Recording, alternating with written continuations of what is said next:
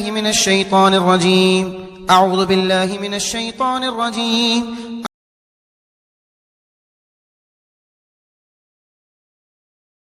Assalamualaikum warahmatullahi wabarakatuh. Ketemu lagi bersama saya Kak Salsa. Pada kesempatan ini saya akan membahas tentang memahami kedudukan dan fungsi Pancasila.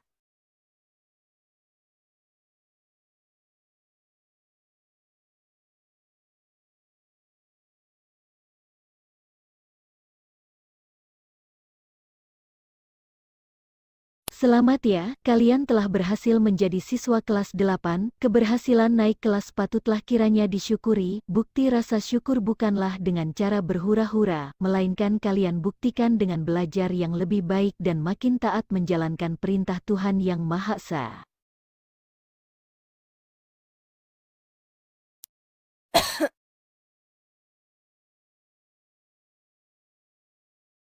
Menjalankan perintah Tuhan Yang Maha Esa merupakan salah satu bentuk menghargai dan mengamalkan Pancasila, yaitu sila pertama, dalam hidup bermasyarakat dan bernegara. Banyak sekali nilai-nilai Pancasila yang dapat diamalkan. Dengan mempelajari bab ini, kalian akan mempelajari nilai-nilai Pancasila sebagai dasar negara dan pandangan hidup bangsa dan bagaimana melaksanakan nilai-nilai Pancasila di lingkungan sekolah, masyarakat, bangsa dan negara.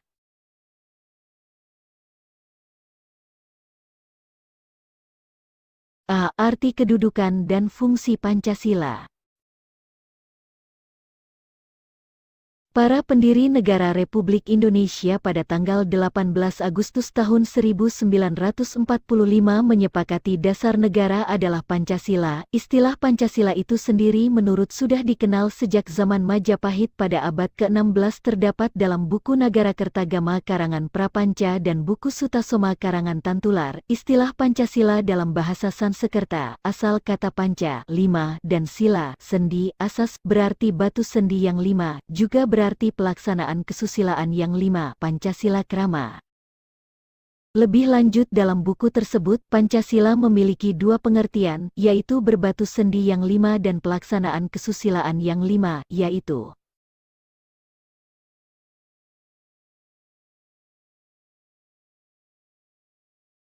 1. Dilarang melakukan kekerasan. 2. Dilarang mencuri. 3. Dilarang berjiwa dengki. 4. Dilarang berbohong. 5. Dilarang mabuk atau minuman keras. Istilah Pancasila dalam kehidupan kenegaraan dikenalkan pertama kali oleh Insinyur Soekarno dalam sidang Badan Penyelidik Usaha-Usaha Persiapan Kemerdekaan Indonesia (BPUPKI) tanggal 1 Juni tahun 1945.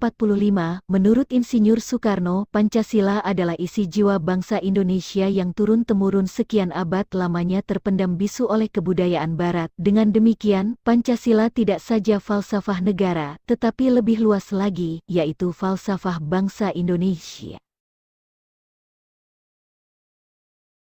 Muhammad Yamin menjelaskan bahwa Pancasila berasal dari kata panca yang berarti 5 dan sila yang berarti sendi, atas dasar atau peraturan tingkah laku yang penting dan baik. Dengan demikian, Pancasila merupakan 5 dasar yang berisi pedoman atau aturan tentang tingkah laku yang penting dan baik. Pancasila sejak tanggal 18 Agustus tahun 1945 ditetapkan sebagai dasar negara sebagaimana tertuang dalam alinea keempat pembukaan UUD Negara Republik Indonesia tahun 1945.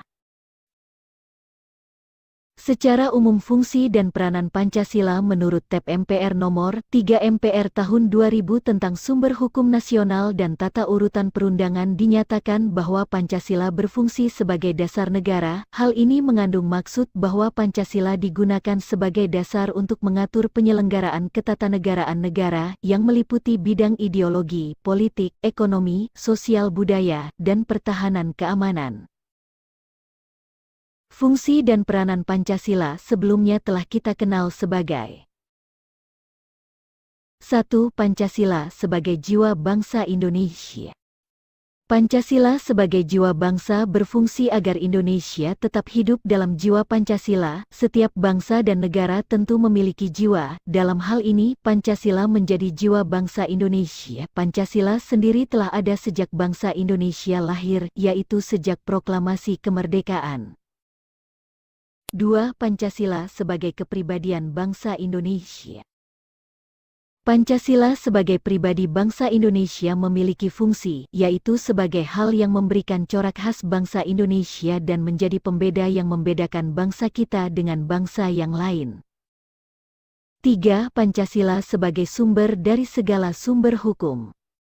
Pancasila sebagai sumber hukum berfungsi sebagai sumber hukum yang mengatur segala hukum yang berlaku di Indonesia. Semua hukum harus tunduk dan bersumber dari Pancasila. Setiap hukum tidak boleh bertentangan dengan Pancasila. Setiap sila Pancasila merupakan nilai dasar, sedangkan hukum adalah nilai instrumental penjabaran dari nilai dasar.